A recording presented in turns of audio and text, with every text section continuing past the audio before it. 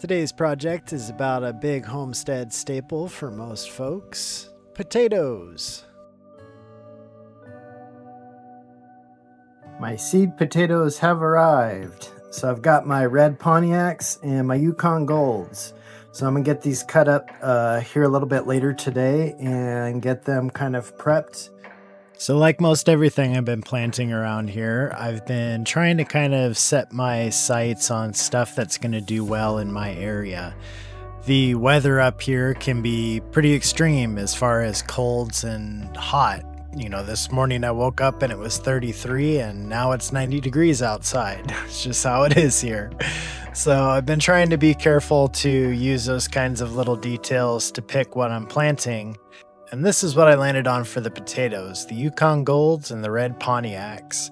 I think that these guys will be pretty tolerant to the weather around here and hit the right windows and conditions for me to do well. Time to cut some taters. See a little bit of sprouts happening on some of these. They're going to sit for a couple days.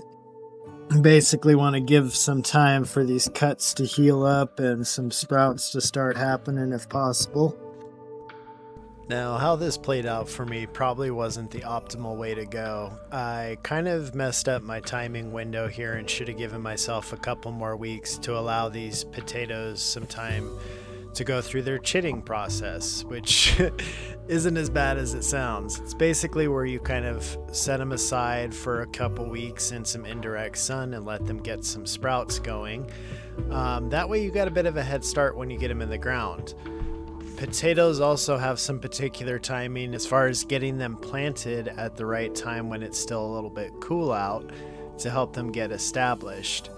So I kind of made a bit of a judgment call here that I'm not sure was right or wrong, but I decided to forego a lot of the chitting process and go ahead and get them in the ground since that window was closing really quickly. I need to cut these into roughly the size about a golf ball or about half of a large egg. I want to keep at least 2 eyes per chunk.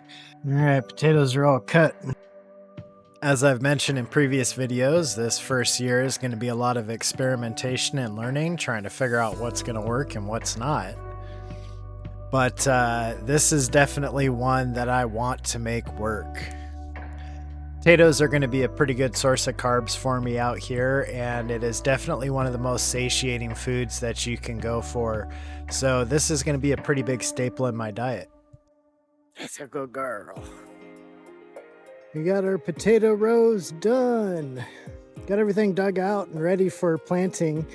The seed potatoes are still back inside the house, healing up. But we've got our beds ready for them to go down in. We're going to just go down the middle of these rows here, and then we're going to hill up the soil around them as they grow. So we've got our 2 longer rows for our reds, and then the 2 shorter rows for the Yukons, because that's just how it worked out number-wise once we cut them up. But we're all prepped up. I've been out here for the last day and a half or so getting these ready out in the rain. It finally stopped for a moment. But it's been some fast and furious digging this week between this and the artichoke patches. So yeah, I'm tired. All right, it's tater time. Get these planted.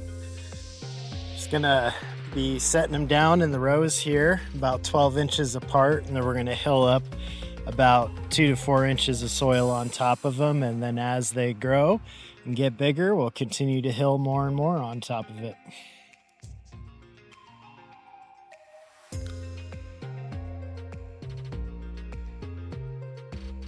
All right, just gotta water the potatoes in. The hard stuff's done for the day. I'm gonna leave this greenhouse for tomorrow.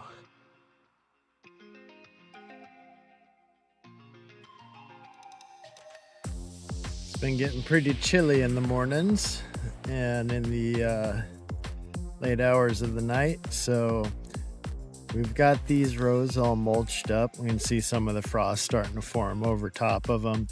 It's now been probably about, 2 weeks or so since I've gotten these planted. It's probably going to be at least another couple weeks before the weather starts behaving enough for these guys. So I'm not too surprised not to see much yet. The last frost date is about a week away or so, but I've got them nice and tucked in, fairly well protected from some of these last few frosts that we got. So now it's just a matter of time. As with most of the things I've been doing out here and planting, I've been doing a lot of research to figure out some of the best methods and what's going to work for me, my area, my weather.